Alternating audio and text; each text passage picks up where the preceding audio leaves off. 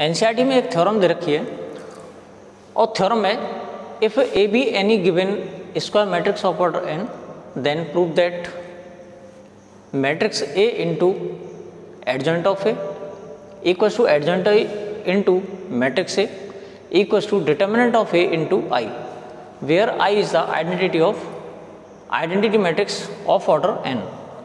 तो इसका कॉन्सेप्ट क्या है मैं आपको समझा दे रहा हूँ। अगर हमारे पास कोई स्क्वायर मैट्रिक्स दे रखा है, स्क्वायर मैट्रिक्स का हम एडजॉइंट फाइंड करेंगे। अगर स्क्वायर मैट्रिक्स के साथ में एडजॉइंट का प्रोडक्ट फाइंड करते हैं तो हमें डिटर्मिनेंट ए इंटू आई की फॉर्म का हमें ये मिल जाता है।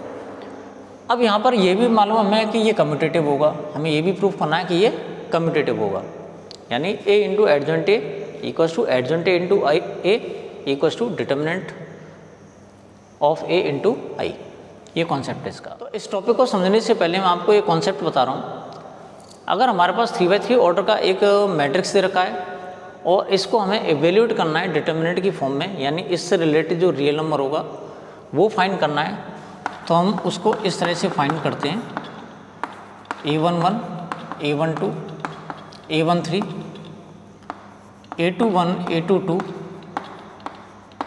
a23 a31 a32 a33। और जब हम उसको एवेल्यूएट करते थे तो उसमें हम क्या करते थे, या तो इसको किसी रो के अलोंग एक्सपेंड करेंगे या किसी कॉलम के अलोंग एक्सपेंड कर देंगे। तो हम इसको R1 के अलोंग एक्सपेंड कर रहे हैं तो हमें मिल जाता था a11 into a11 a12 into a12 plus a13 into a13। तो यहाँ पे एक बात नोटिस करते हैं, जो एलिमेंट है उसके साथ में उसका करस्पॉन्डिंग कोफैक्टर है, यानी यहाँ पर अगर a11 है तो यहाँ पर हमें कोफैक्टर जो मिला है वो a11 मिला है। यहाँ पे a12 है तो यहाँ पर भी a12 है, यहाँ a13 एलिमेंट दे रखा है तो इसका कोफैक्टर भी हमारे पास a13 वाला कोफैक्टर है। अब इसके अलावा अगर हम कुछ और टर्म्स इसमें लिख देते हैं तो उन सब का सम 0 हो जाएगा। कहने का मतलब ये हुआ, अगर हमें किसी डिटर्मिनेंट को एवेल्यूएट करना है तो हमें सिर्फ इतना ही, ये जो टर्म्स दे रखे हैं इतनी ही लिखनी होती हैं। टॉपिक को थोड़ा सा आगे बढ़ा लेते हैं। तो हम करते क्या हैं, हमें प्रूफ करना है कि matrix A into adjoint of A equals to determinant of A into I. तो उसके लिए सबसे पहले हम इसका एडजॉइंट फाइंड करेंगे और हमें मालूम है जो हम एडजॉइंट फाइंड करते हैं a11 a12 a13 और फिर इसका हम ट्रांसपोज करते हैं, तो उससे अच्छा है कि हम पहले ही इसका ट्रांसपोज लिख ले रहे हैं। तो a11 a12 a13 a21 a22 a23 a31 a32 a33। इस तरह से हमने इसका ट्रांसपोज एडजॉइंट लिख लिया। तो सबसे पहले हम फाइंड करते हैं a इंटू एडजॉइंट ए।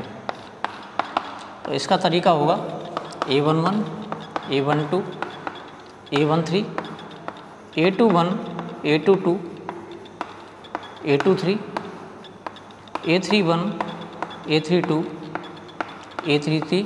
ये मैट्रिक्स के ये A मैट्रिक्स है और हम इसके साथ में एडजॉइंट लिखेंगे a11 a12 a13 a21 a22 a23 a31 a32 a33। हमने इसको इस तरह से प्रोडक्ट की फॉर्म में लिख लिया। अब करते हैं हम मल्टीप्लाई इनका। तो हमें मालूम है इसका रो और इसका कॉलम, हम इस तरह से लेंगे इसको। तो a11 इसके साथ में आएगा a11 plus a12 plus a13 ये इसका पहला एलिमेंट हमें मिल जाता है। अब इसका मल्टीप्लाई करते हैं हम इसके साथ। जब इसका इसके साथ में मल्टीप्लाई करेंगे तो हमें मिलेगा a11 a21 plus a12 sorry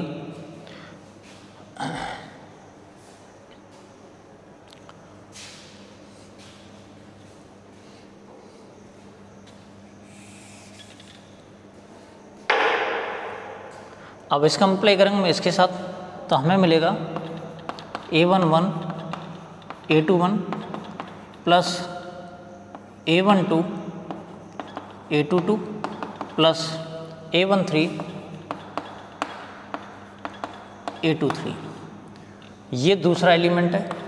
इसी तरह से हमें तीसरा एलिमेंट मिलेगा और इसको इस तरह से यहाँ लिख लेते हैं।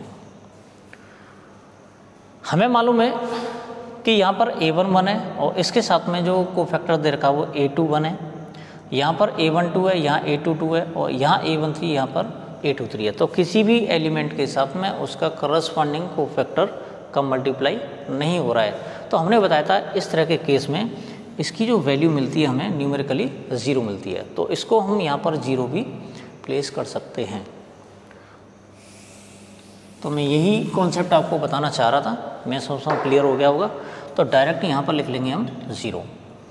अब हम इनका मल्टीप्लाई करते हैं हम इसके साथ में, तो यहाँ पे A1 बना रहा है, इसका A31, इसका A12, इसका A32, इसका A13 और इसका A33, यानी इसका सम भी 0 मिलेगा। ये 0 हो गया। अब बात करते हैं सेकंड रो की, तो इसका मल्टीप्लाई हम इसके साथ में करेंगे तो हम देखते हैं कि ये A21 है, A11 होगा, A22 का A12 के साथ में और A23 का A13 के साथ में। तो हम देखते हैं कि करस्पॉन्डिंग कोफैक्टर्स नहीं आ रहे, तो इस केस में भी इसकी वैल्यू 0 होगी। अब इसका मल्टीप्लाई करते हैं हम इसके साथ में, तो हमें देखने को मिलता है A21, यहाँ A21 है, A22 A22 और A23 A23। तो यहाँ लिख लेते हैं इसको, इसकी वैल्यू 0 नहीं होगी।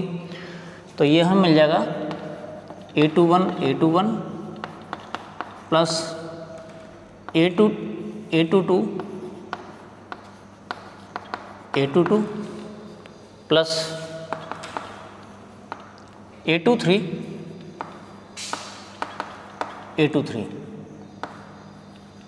इसको थोड़ा सा आगे बढ़ा लेते हैं। ये इसका हमें एलिमेंट मिल जाता है।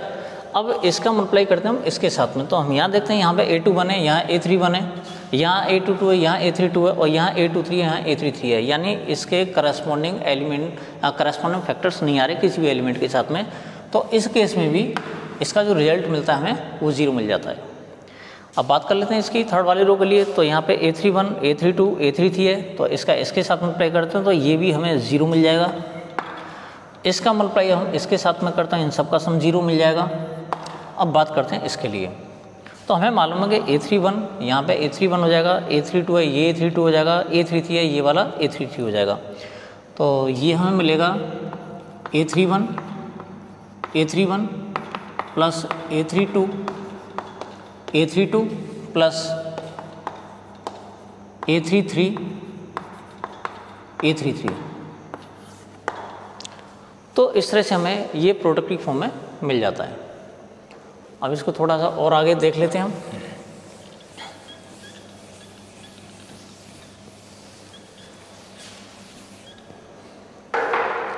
तो यहाँ हम देखते हैं कि A इंटू एडजॉइंट A की जो हमें वैल्यू मिली, तो ये मैट्रिक्स की फॉर्म में मिल रहा है।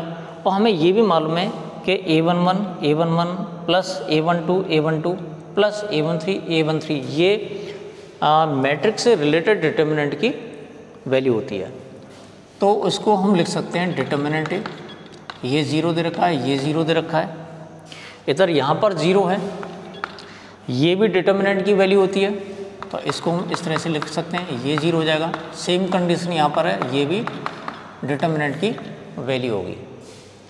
अब हमने क्या किया, इसमें से A कॉमन ले लिया, इसमें से डिटर्मिनेंट कॉमन ले लिया, इसमें से भी डिटर्मिनेंट कॉमन ले लिया, तीनों में से डिटर्मिनेंट कॉमन ले लेंगे। तो ये जाएगा डिटर्मिनेंट A का Q इंटू 1 0 0 0 1 0 और 0 0 1। तो कहने का मतलब ये हुआ कि डिटर्मिनेंट A का Q इंटू, और ये हमें मिल जाता है आइडेंटिटी मैट्रिक्स।